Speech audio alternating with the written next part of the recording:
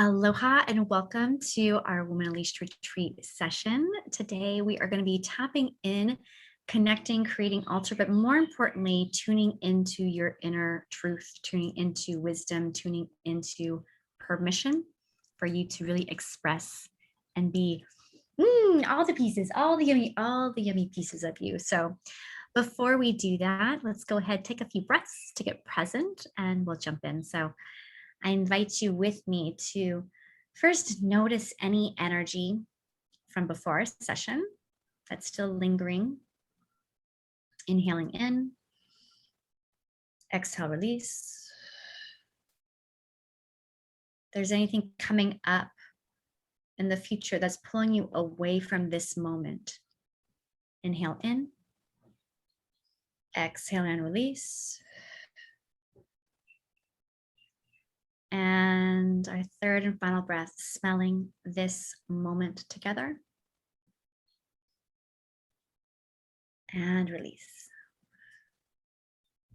When you're ready to open your eyes so I can introduce you to our retreat guide today, our co-guide. So welcome to DelVecchio. She has been on a path of spiritual awakening for more than 37 years. And so we get her yummy experience and wisdom with us today. She's the founder of the Return of the Priestess Speaker Series and the lineage bearer of the MotherSpirit Priestess Initiation training. She has a bachelor's degree in women's studies and a master's in shamanic intuitional practices. She's another #1 Amazon best-selling author of the book Spirit, Mind, and Money. And so she has all sorts of gifts and wisdom from everything from goddess, lore, to ceremony, to inner spiritual practices, to tarot, astrology, all the things. And she really uses those to help support and guide women who are awakening to their true spiritual gifts, who are remembering. So Dawn, welcome, sister. I'm so glad that you said yes and joined us today. Thank you. Thank you so much for having me. And it is really a pleasure to be here with you today. So when Dawn and I were first speaking into like, what are we feeling, that is calling, that's wanting to be caused and created, we talked a little bit about how one of the most common questions we get from sisters are, how do you know if something's coming through, right? If it's your intuition or if it's like your crazy imagination or how do I know if it's what I'm called, Spirit's calling me to do, or if it's my ego calling me, right? So, we started talking about how do we know, how can we access that inner truth? So I think I'd like to start us off there, Dawn. So what do you tell people when they ask you that question? Yeah, this is such an important question, I think, at this time, because our interdimensional skills are coming online. Our intuition is coming in, and discernment is super important right now. So I call it the distinction between, like, you could say the higher self or higher guidance and the egoic consciousness. And the difference is, in a very simplistic way, is that the higher guidance, the intuitive guidance, the pull toward your highest potential is often a very still small voice, but it's an excitement, it's a curiosity, it's a ooh. And whereas the ego or the left brain tends to be more loud, also more either negative in nature or like, oh, well, you got to think about this and you got to think about that, and maybe that won't work, because it's a little bit the doubting Thomas, if you will. So that requires really us to go into that space of, a regular spiritual practice and that ability to be very still inside that allows us for a more refined discernment.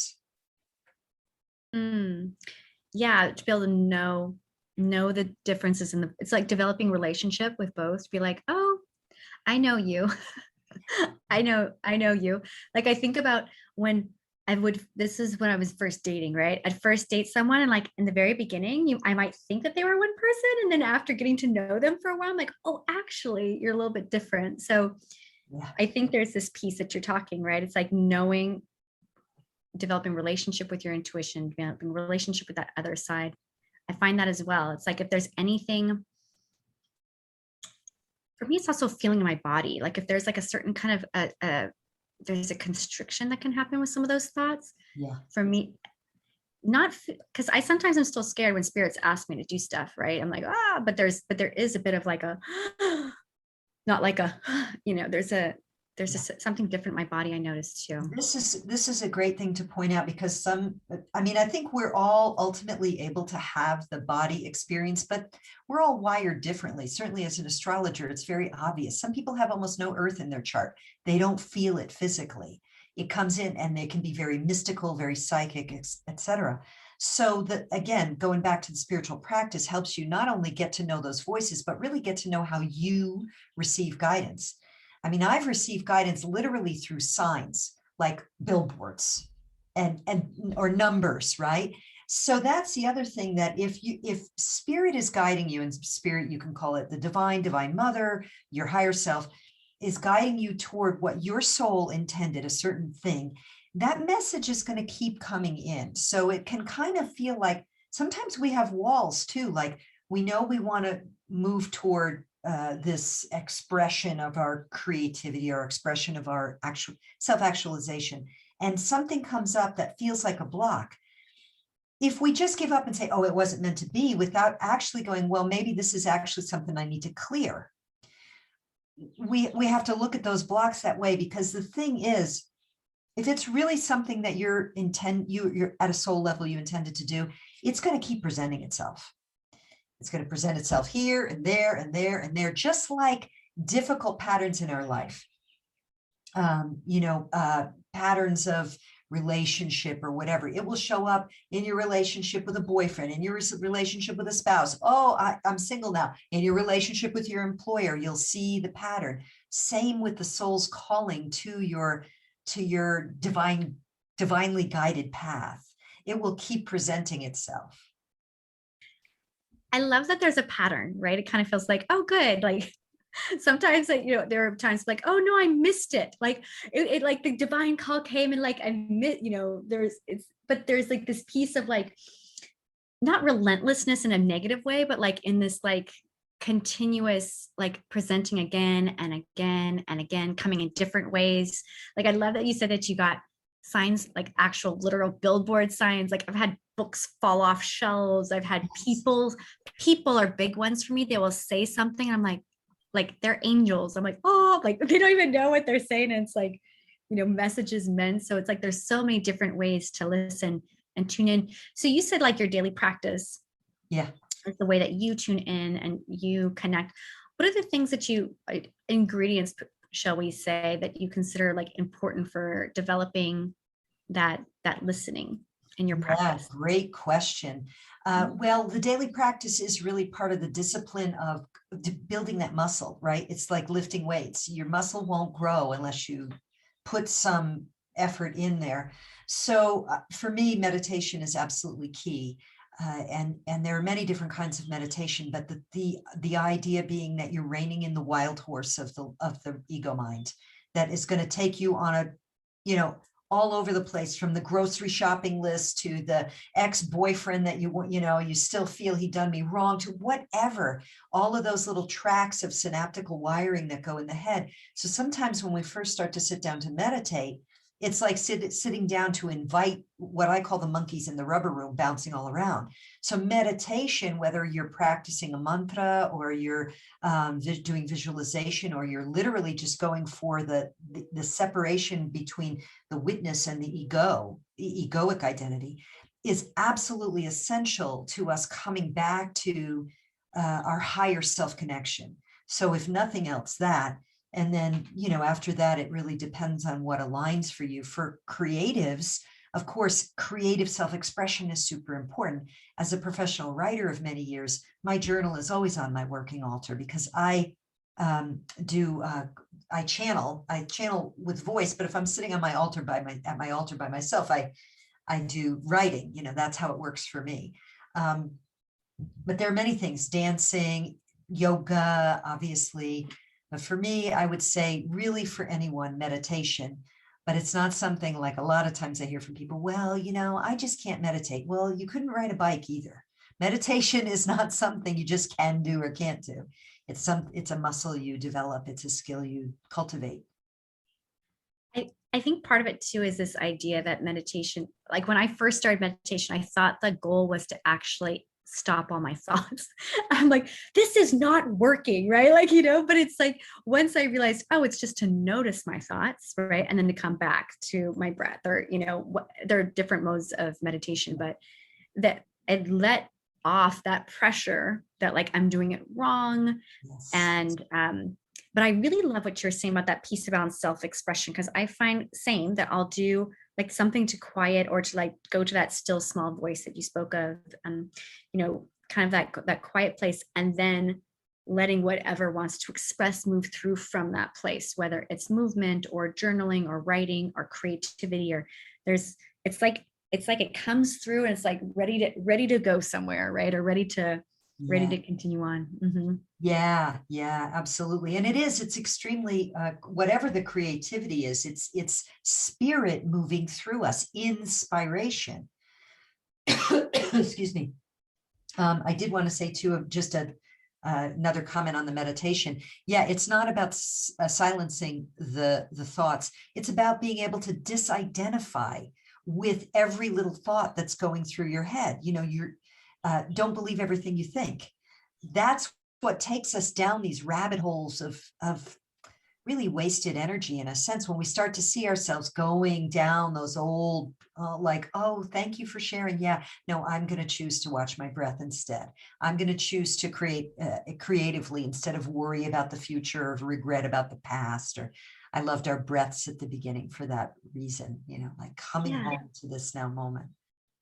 It's so true, because I love what you're saying with the energy, because it's like we're collecting when we're present. It's like we've collected our energetic, it's like there are hoses all over, how I describe it. And it's like you turn off the hoses so that like all of your hoses here, like your one giant fire hose that you're able to create and cause what you want to create here. But when you've got them, all these other hoses going into all the things you could have, should have done, or the things in the past or things in the future that you're worried about, it's like, like, for example, I think there's maybe some, like for our sisters watching, right? Have you ever had an experience where you worry about your family? There's something going on and it's like, you still have to go to work or something like that, but like, it's constantly running. And it's like, you do the work, but it's kind of not very well. And it's kind of all over the place. It's because so much of the energy is moving, worrying, right? So I love what you're saying. It's like this practice when you're doing your daily practice, Dawn, of like, okay, I'm bringing all of me right here. Mm-hmm. Yes, indeed. Yeah.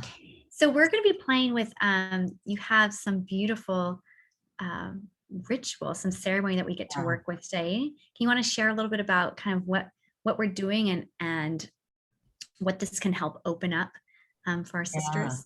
Yeah. So what's been coming through a lot for me lately, and what I've been working a lot with my mentees and talks that I'm doing, is about the restoration of our hearts and the restoration of our creative potency. We have for so long been in a global culture based on control, domination, and the few get a lot and the most of us get very little. We have to work almost like slaves, industrial revolution. And women in particular, the diminishment of our contribution, our creative inspiration, our divine downloads. And we're at a time on the planet where we're shifting that now. And it's challenging. It's a challenging time, but it's also a time of great potency. So our job is really to give ourselves permission to heal and whole ourselves, and to restore the heart and restore the heart-womb connection. I call the womb space, or the sacral chakra, the cauldron of creation. That's the energetic in our body, the energetic location of where that creativity happens, as symbolized by, or as illustrated literally by giving birth, but energetically there's that symbology there. So what I wanted to do was just start with a few breaths to really connect heart and womb space, and really bless the womb with the loving heart of the creator, and then bless the heart with the creative potency of the womb space. And from there, I have a little ceremony for us to do. That's why I ask for those certain ingredients on your altar. And this is just one of an infinite variety of things you can do to sort of somatically, creatively enact your intention. So it's not so much about putting power in the objects themselves, but the symbology to represent archetypally within us our intention that we set forth or reflect to the universe or to the higher self to then bring through for us. Does that make sense? It absolutely makes sense. And I like, it's also like bringing like the intangible. Sometimes like stuff is intangible. It's like in our heads or we're imagination, but there's something about like to physically have it in physical form, to see something as an activator, as a reminder of it as well. So yes, indeed. Okay, so let's, shall we get started then? Okay, so I invite you all to make yourselves comfortable. Close your eyes, place one hand on the heart space, one hand on the womb space, and just take a moment to breathe, to let all the words that have been shared to just drop away, trusting and knowing that the essence is being distilled within you now in your deeper self. And taking a deep breath into the heart now, expand and open and receive. Feel golden light coming in as the breath, activating that heart center, space of compassion, mercy, acceptance, and love. Exhaling and send that energy down to your second energy center, your sacral area, the pelvic bowl. And now from that place, breathing in, expanding in to open and receive the breath of life, the golden light into your pelvic bowl, expanding, opening, nourishing each cell. And then exhaling and sending that energy back up to the heart, creating that cyclic connection. And then inhaling again into the heart, opening to receive. Exhaling down to the womb space, allowing the womb to receive the blessings of the heart, and then inhaling into the womb space, exhaling up to the heart, allowing the heart to feel the spark of creative potency from the blessing of the womb space. One more inhalation into the heart. Exhale into the womb. And the last part of this cycle, inhaling into the womb space, filling your pelvic bowl with love light. Exhaling up to the heart.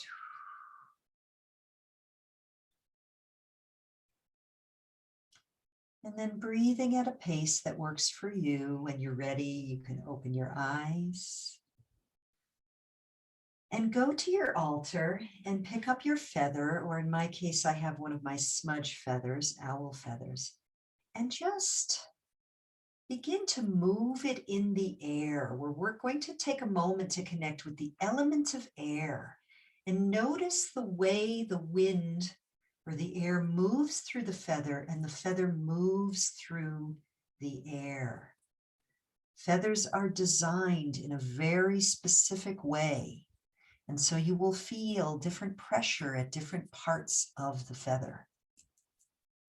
And that has to do with flight and aerodynamics. But for us,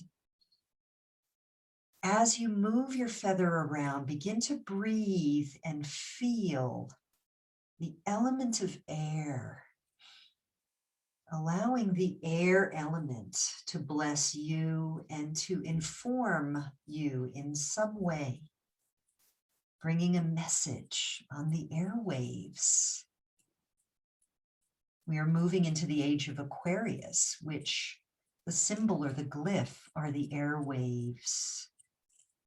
So receiving that message, anything you noted, you can place your feather down and open your journal and take just a moment to jot down any impressions at all. Images, memories, sensations, just noticing.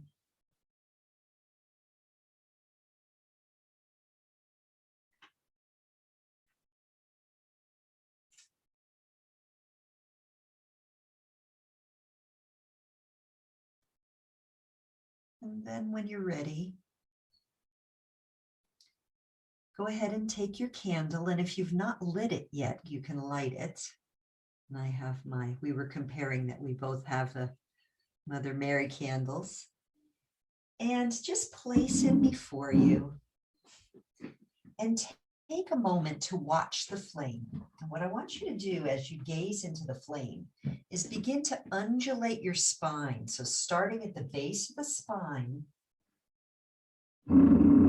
just the way there's a flicker to the flame, there's the fire is often associated, the fire element, with the Kundalini energy, the rising of the serpent up the spine. There's something very potent and creative about this. So gazing and undulating and breathing, connect with the element of fire.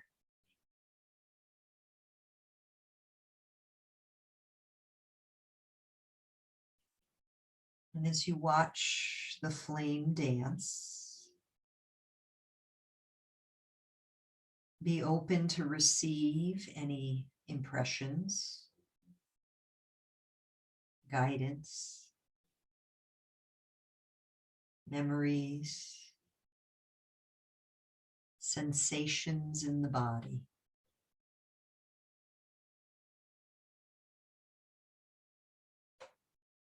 And when you're ready, you can write those down in your journal.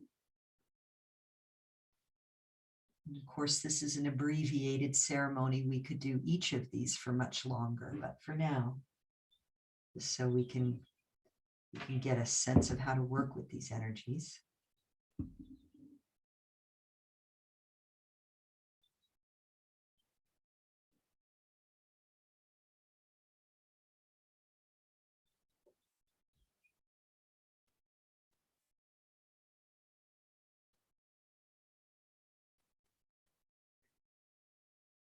Then when you're ready, go ahead and get your vessel of water, and you can hold it in your hands.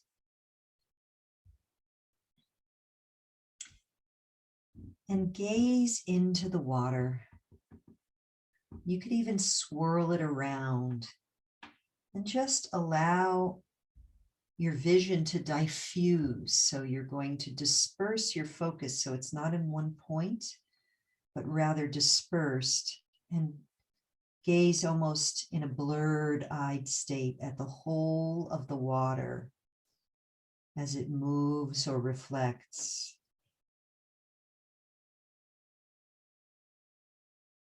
And allow thought to just drop away and open to receive any feelings or sensations, any imagery or impressions that arise. Softening, flowing.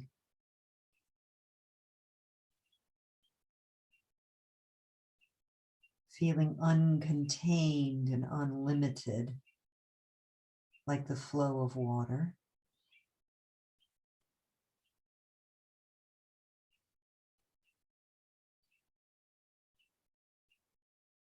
And again, when you're ready, you can put the vessel down and write any impressions you notice in your journal.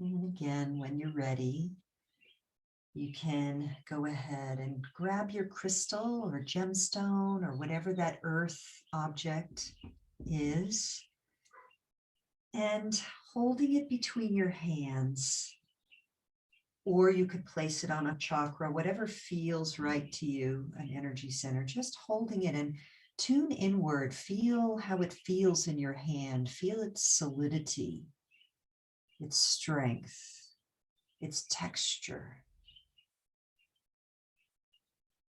And just listen for a moment. Ask for a message.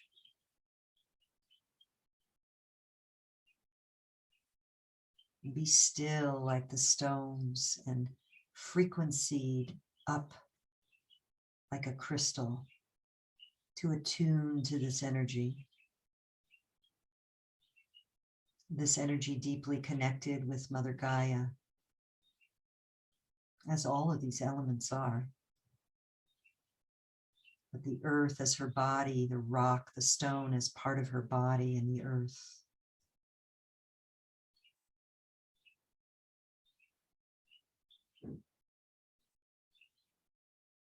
And then again, when you're ready, any impressions that you may have received, you can jot them down.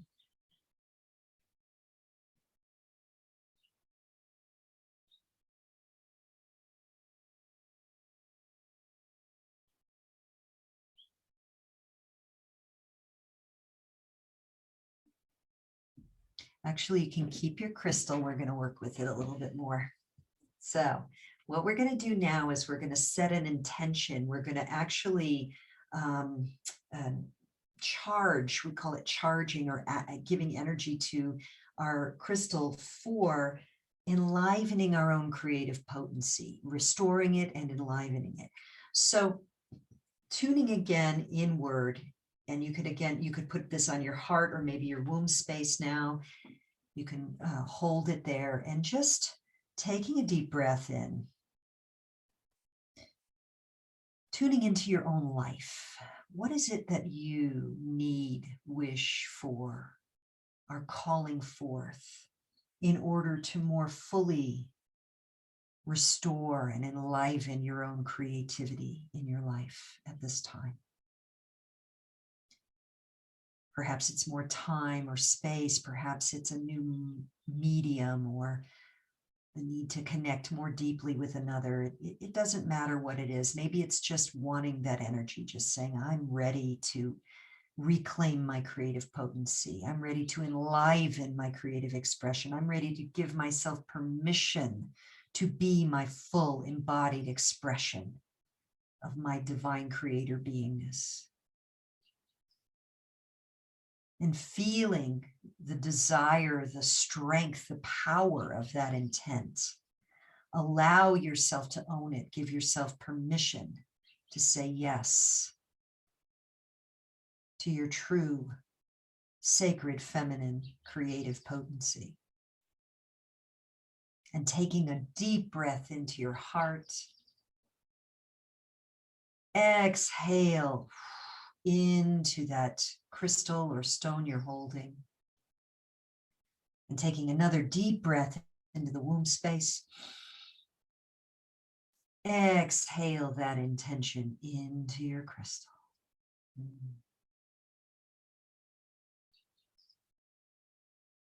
And when you're ready, you can open your eyes. And one more little fun thing we can do if you want, another way to work with all of these elementals, is to take your feather again. And what you would do, like if we were in circle together, I would invite you to create your own little rhyming statement, like activate my creativity now, or whatever it is, or I bless this stone that my potency rise. And you just, kind of smudge or blow you're bringing the air element, which is more the vision and seeing, to this charge of this stone. And then you place the feather down, and you can take the crystal and put it over the fire. with the same idea. So if you had something you wanted to say, like, I bless this stone to inspire my greatest creative potential, or whatever you want to say, and you can, come back to this and with your intention. So now you're using the fire elements to charge your stone. And then you take your water, and depending on the size of the vessel and the size of the stone, you could literally dip the stone, or you could take a little bit and just with your fingertips and just sprinkle it on, or rub your stone with the water. And again, you could also use an elemental prayer like, may the waters of life flow through me that I create aligned with love. And so you just bless and charge your stone. And then finally, what you do is use your charged stone as part of your creativity altar, your wherever it is you would be a reminder and an energetic a representation and activator of your creative potency. So thank you. Thank you. Thank you, Dawn. Oh, I cannot. Okay, sisters. So I'm pictures, please. So take a picture of your altar space with your feather, your crystal, your candle, your water. Got mine right there, my crystal right now, right there. And we'd love for you to share, like, what is there that you are, either what did you notice as you were going through with the different elements, during this, or what is your intention, your prayer that you're holding in your crystal? What is that saying? So we can hold it together. So come share in the group. Thank you so much, Dawn. I just love connecting with the elements in this way. I do normally do them separately. So I just love this whole like integrating the different pieces and that alchemy that is available to bring the different ones in. So thank you for sharing your wisdom and yes, opening, activating, enlivening, and restoring our yummy creative expression, what's coming. Yes, you are most welcome. And of course, this is a very simple little ritual. It's like a taste or a teaser. But really, it is always about intention and attention. And when we put our intention and our commitment in, whether we use, an altar and stuff or not, in the end, doesn't fully matter. But there's something very creative, at least for me, about working with the elementals to strengthen my resolve, to inspire me. And stuff does come in, absolutely, because we're tapping into those universal archetypes. So it is really a pleasure to be able to share a little taste of that with all of you. Yay. Okay, so if people want more than a taste, let's say they want like a little buffet, how can they continue hanging out with you? Yeah, so you could just go to my website, DelVecchio.com, and there's a way to get a free gift from me. It's my empowerment library, and it's a series of audios and a couple of downloads. And you can certainly check out my website. Just overall, I do retreats, and I have a 13 moon mentorship program and other courses, astrology, etc. Mm-hmm. So the link is right below here. So for the free gift, and if you scroll down even lower on the page, you'll see the website. So you can just click on over to check Dawn and her work out if you'd like to. Yeah, be in more of this, create more of this. Dawn, again, thank you so much for bringing your 37 years of experience, wisdom, and like this like beautiful, simple. I think that sometimes we think simple is actually where I find the power is in sometimes the most simplest of rituals and experiences. So thank you for bringing this for us. You are most welcome, and thank you again. Blessed be. All right, sisters, we will see you at our next retreat session. Until then, much aloha, keep creating and activating, and we'll see you on our next session.